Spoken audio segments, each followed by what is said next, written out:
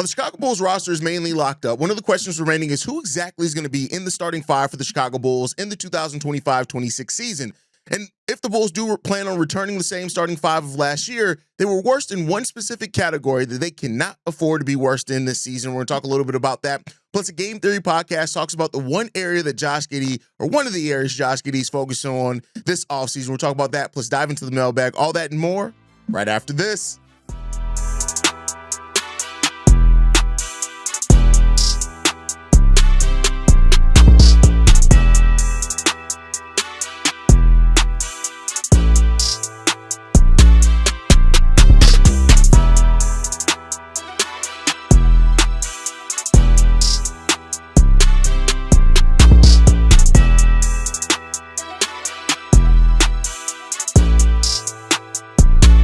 What's going on, Bulls fans? Welcome to another episode of Chicago Bulls Central, your number one spot for everything Chicago Bulls related. I'm the host, Derrick Hayes, but more importantly, you guys can follow the channel at Bulls Central Pod on every social media platform we happen to be on. With that said, let's go to get into this content for today, y'all. We're going to start off with Josh Giddey talk, this time not about the contract. The Game Theory podcast got to see Josh Giddey work, and they said this. I got to see Josh Giddey work out earlier this week, and he was very clearly working on catching and shooting.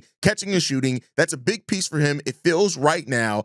So we will see if he can translate spot-up shooting. That's ultimately the key for him. If he can translate that, he becomes a guy worth a ton of money.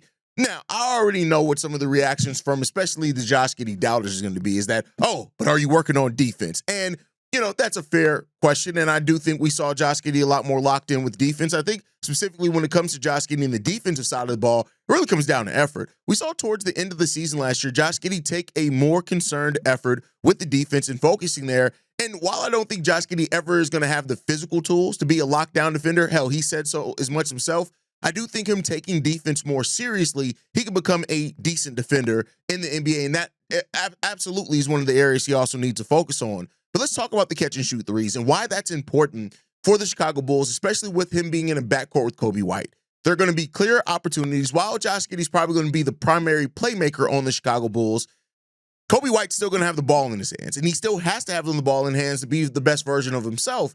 And what we saw towards the end of last season for Josh Giddey was that in adapting to being better off the ball, he did become a 38% catch and shoot player on catch and shoot threes.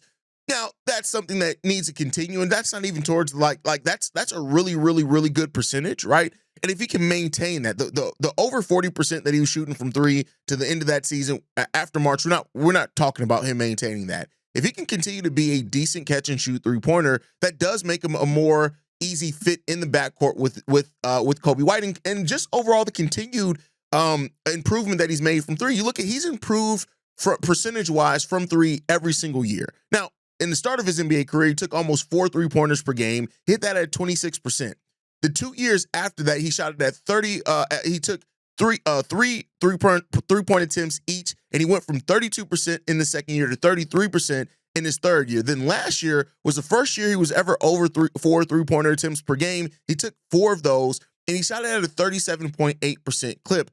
That is really solid numbers. Now, if that's who's Josh Giddey's going to become as a three-point shooter in this league, if he can take between 4 to 5 three-pointers per game and hit it at about a 38% clip, then teams have to guard Josh Giddey in a completely different way. Like, the way you guard Josh Giddey completely changes when that happens, especially with how he's able to create when he is on ball. So now you have to guard him. He's not a 3-level scorer. I would not call him a traditional 3-level scorer, even if he maintains that. But you have to guard him, and you have to respect his three-pointer at that point. You can't leave him open, and that's going to be a thing for Josh Giddey, especially early on in this season. There's still going to be teams that are daring him to shoot. If he can respond to those teams that do dare him to shoot with hitting at a decent percentage, you'll notice the whole way that people guard him change, and that's why it is important that Josh Giddey starts this season off strong. Didn't have the strongest start last season. There are reasons for that. It is what it is. It happened. It's in the books. We're moving on from that. If you can start off strong this season in those areas, you'll see that the league will adapt to how they have to guard you, and he has to keep up the pressure if that's the case. So hearing that he's not only working on his three-point shot, but specifically catch and shooting, that's going to be a really good thing for him. His set shot, it's decent. That catch and shoot ability, that's going to be a big thing for him, and I'm glad to hear that he is working on that. And he's improved as a three-point shooter every year. You look at him in 26% to start off his NBA career, then 32%, then 33, up to 37% last year. And keep in mind, last year was really the first year he got to play his role for the majority of the season, the natural point guard role that he likes to play. He didn't get to play a lot in the second year where he played 76 games and he averaged 16 points, 8 rebounds, 6 assists, and almost a steal per game. So he did get, I'm not going to say it was the first year that he got to do it, but it was really since the start that he got to do that a lot with the Chicago Bulls. So let's see how he continue. Now, the games played number, that only being 70 last year. Of course, want to see Josh Giddey play more than 70 games if he can. He played 80 the year before he joined the Chicago Bulls, 76 the year before that. So you definitely want to see that the number of games rise up for Josh Giddey. So, overall, I think, Josh Giddey's working on his game, and it's good to hear that he is still putting in the work despite the contract negotiations that's going on, because it's not just about this season for Josh. If Josh Giddey's able, regardless if it's the qualifying offer, if it's a favorable Bulls deal, if it's more in the middle deal, whatever it is, right? If Josh Giddey continues to expand his game as a player, that's going to make the next time, whatever that is, that he has to negotiate a contract, some of those questions become eliminated, and hopefully he's not running into the same situation that he is this offseason where teams able to play hardball with him. So, we'll see what that ends up turning into for Josh. And, I hope that he comes into the season, he's wearing a Bulls jersey. And if you are rooting against a player wearing your jersey, I've said it before, you're weird, right? Especially if it's just so you can make a point. I hope that everybody has a great season for the Chicago Bulls. I know it's not realistic that everybody will, but I hope that it will, and we'll see what happens there. But with that said, let's get into the next topic for today, and that is, according to Greg Schwartz of Bleacher Report, is that, when you look at the Chicago Bulls, that they had the worst starting lineup, the worst defensive starting lineup in the league last season, saying this, ignoring the Josh Giddey situation for a moment, the other 4 starters were registered a putrid net rating of minus 22.3 together, with a defense that allowed a whopping 135.6 points per 100 possessions. If Giddy signs a new contract to return, he's not improving those defensive numbers at an age 35 in October. Vucevic isn't suddenly turning into a rim protector. The Bulls are enduring a semi-youth movement and have decent depth if Josh Giddey returns, but this starting lineup is bad. He did also go on to mention that the Chicago Bulls' other starting lineup of Trey Jones, Coby White, Ayo Dosunmu, Matas Buzelis, and Nikola Vucevic was 27th best in the league, which is very, very, very, very small sample size. So the question now becomes about how can the Bulls avoid having the worst defense in the league? And, shout out to, as well, this article was put together by Jack Simone over on Clutch Point, so shout out to him. But how can the Bulls avoid that? That's a great question, and I think most people will admit that that's a great question, but I think that's why you saw the Bulls prioritize somebody like Isaac Okoro. That is why Ayo Dosunmu coming back does have a chance to start at the 3 in the starting lineup for the Bulls, is to add and inject some defense into that starting lineup. We all know, we've all talked about, the Bulls getting a rim-protecting big completely and utterly changes the makeup of the team defensively, mainly because our perimeter defense is bad. But since we don't have a rim protector, Zach Collins isn't a rim protector. Jalen Smith isn't a rim protector. Vooch damn for sure isn't a rim protector. Now, you can maybe say that maybe Jalen Smith is the best rim protector out of those 3, but it's clear that Billy Donovan doesn't trust his ass, right? So how do you improve your defense? And I think that's why that's why Isaac Okoro has a legitimate reason to start. That's why when we have our conversations on who's going to be the starting 3, and people say, well, clearly Isaac Okoro is going to be that because he offers also 3-point shooting, and he offers defense. And, the logic is sound in that, right? You cannot continue to be, well, let me not say that, because the Pacers were historically bad defense in 23-24 before eventually, but still being one of the better teams in the league offensively, right? But we saw where that team capped out. They improved a little bit defensively last year, and that's why they were able to go to the NBA Finals. So it's not like the Bulls have to be a top 5 team defensively. With the way that the Bulls offense operated last year, if that maintains, the Bulls just being middle of the pack defensively makes the world of difference for them. And that is why having a better point of attack defender into that starting lineup makes so much sense for the Chicago Bulls.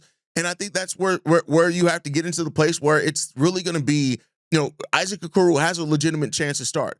Ayo Dosunmu, despite some people be like, well, Ayo isn't a 3, who's played he's played a lot of 3 minutes over the last couple of years for the Bulls. He has a legitimate shot to start at the 3 because he also, as a starter, shot the 3 ball pretty well. He has some on-ball creation, especially in transition, but it's the defense. Now, I think that you're probably going to still want Ayo to be that guy off the bench, but he's going to have an opportunity to earn the role. And if Billy Donovan is just looking at what 5 players offer the best offense and defensive balance, Ayo has a chance there.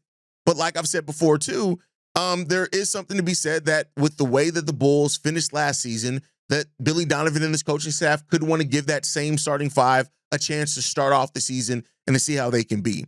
But defense is clearly going to be a concern for the Bulls this year, and they're going to have to figure out a way to balance the offense and defense for this team next year. And we'll see how they end up doing that and how they come out of the other side of that. But that is a major issue with the Chicago Bulls, and defense continues to be that. Now, I will say this. Again, I'm not somebody who is a Billy Donovan guy, but I'll give it credit. You go look at, especially early in his Bulls career, where the Bulls were top 5, top 10, top 12 defensively, where we really didn't have the defensive players that really made sense of that. And now with Wes Unseld coaching the defense, maybe you can find a balance with what we have to piece enough together. But I think ultimately, defense is going to continue to be an issue for the Bulls with this build until a few things happen. If Modest grows into a plus defender, cool. If you then have Modest and either Okoro or Ayo into that starting lineup, and they've all turned into starting to plus defenders, you're off to the races. But you have to eventually get that rim protecting defensive big that can also rim run and be a lob threat. You have to get that. And I think as Modest's offense develops, the offense that Vooch provides, like, you still need that as of right now, especially in the half court, but maybe you need that a little bit less, and you can focus more on a defensive big. Again, they still have to have some offensive ability, though. You can't just swap Vooch for just a solely defensive big, because then we lack in the half court. Coby becomes really our only half court scorer. Josh Giddey is a half court creator and can score, but he's not a half court scorer, and maybe that's enough too. But the Bulls got a balancing act, and they need a strike here. And if they can find that, this can be a team that, as I've predicted, can be an above or get to at least 500 this season. So defense, defense, defense. It's hugely important for the Bulls this year. It's always been important, and we'll see if the Bulls can get us there at some point in time. That's the hope, that they can find some defensive balance on this team, because they're going to need it. But with that said, it is Sunday. That means it is Mailbag Day. Let's go ahead and get into these voicemails today, man. This one's from Rob. Hey, this is Big Rob. Many blessings to you and your family, my brother. This is something I was just thinking about, and I just wanted your input on it. I was looking at the bench, I'm looking at the roster, and between Dalen Terry and Julius Phillips, between those two, who do you feel has the best shot of breaking out of this season, if you had to look at your 2020 vision and projecting how the season will go? Because I think Julian Phillips will fit more of the, I want to say, Derrick Jones type, where he's super athletic, can jump out the gym, can hit a three-point shot, and pretty much can play defense by blocking shots. The thing I always had an issue with Dalen Terry, if I'm wrong, you could tell me, is that he reminds me of those players who's good at everything. He can play defense. He does have some ball handling skills when he calms down and doesn't rush nothing, but he's not great at one thing.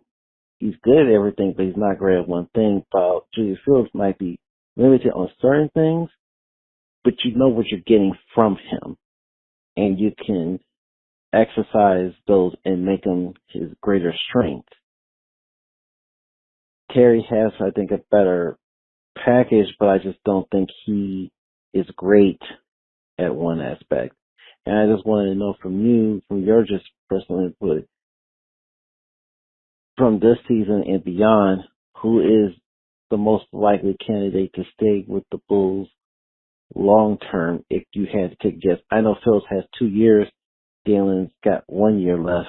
But outside of that, do you see any of those two being a long-term investment that the Bulls will make? Let me know what you think. And always, God bless you. Be easy. Peace. Between Dalen Terry and Julian Phillips, who has the best chance to break out? Now, I want to put it into frame here. When I say breakout with Julian and Dalen, I don't mean the same level of breakout I mean with Modest Buzelis.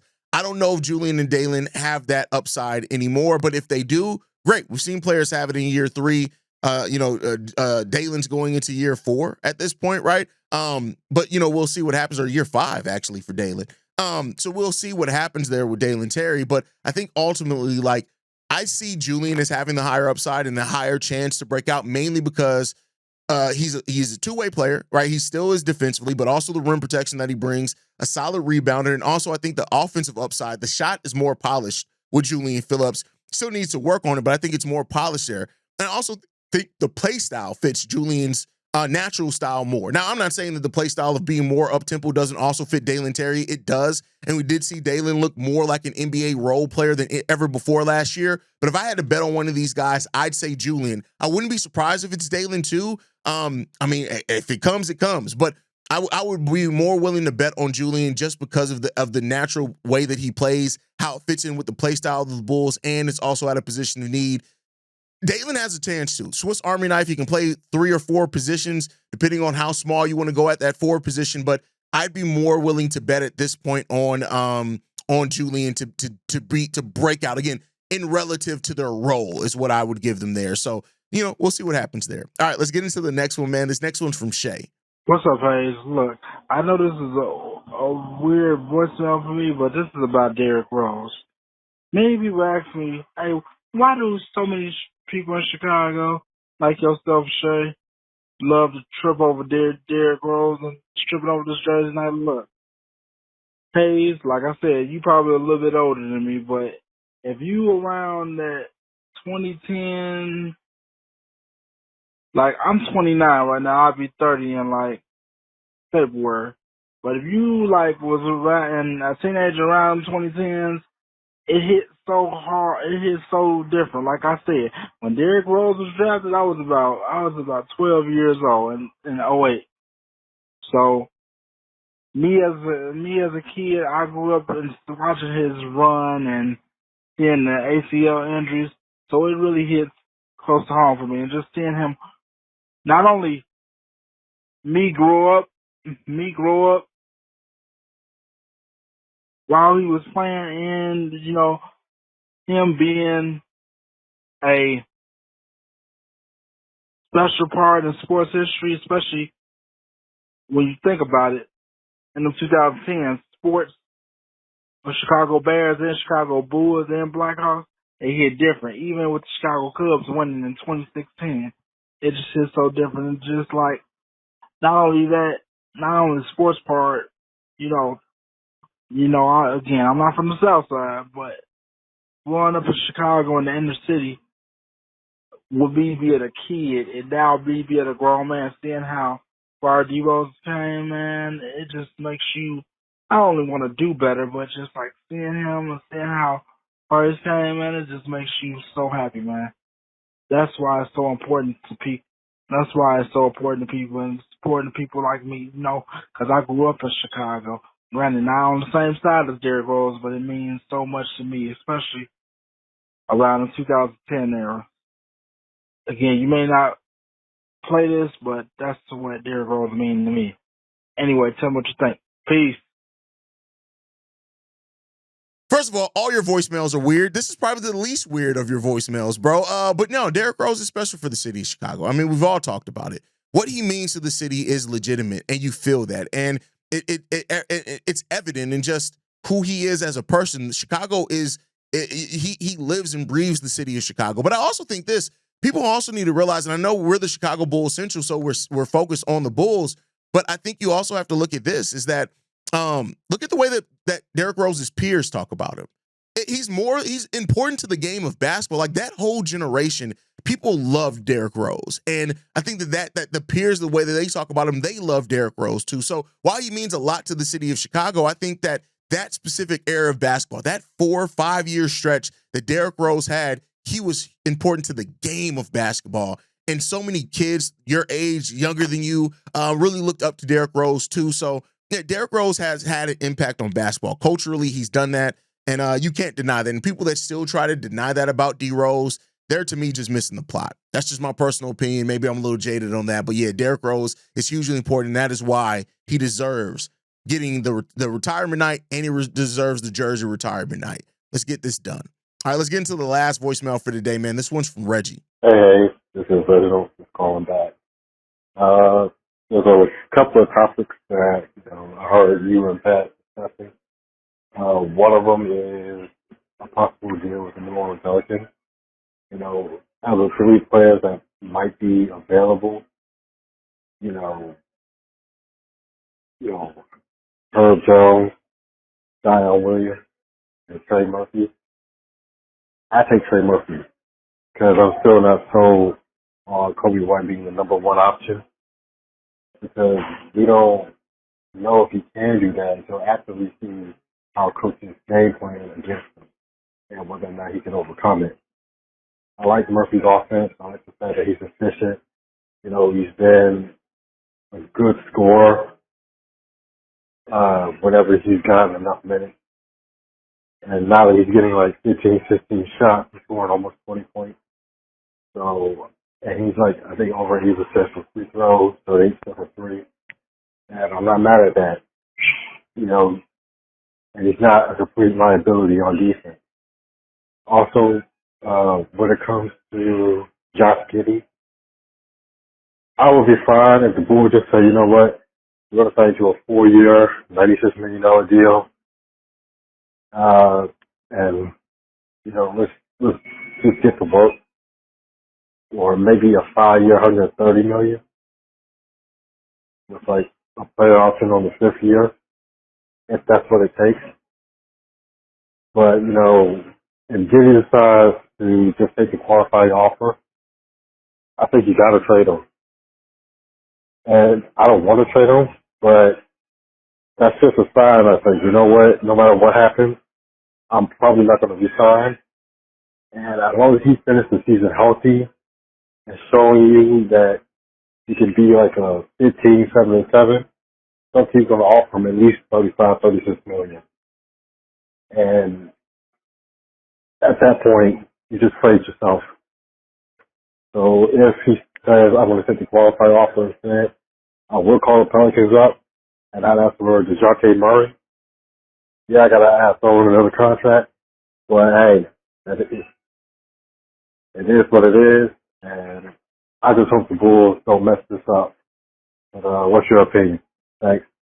There's for sure a lot to like about Trey Murphy III. I think, you know, like what he would offer if the Bulls did get him. Like I said, I can see him fitting next to Coby. I can see if Coby does leave if Coby leaves in the offseason, I can see them maybe looking at him as a Coby White replacement of being 25 years old.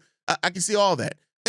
I do want to put this in framework. Right now, it's rumors. And I don't think we've heard like any offers been made. I doubt that we hear anyone that has been made. It is what it is. Trey Murphy would be an intriguing prospect. We don't even know if they're actually looking to move Trey. If the Pels do put Trey in the open market, the Bulls should call, as a lot of teams should call.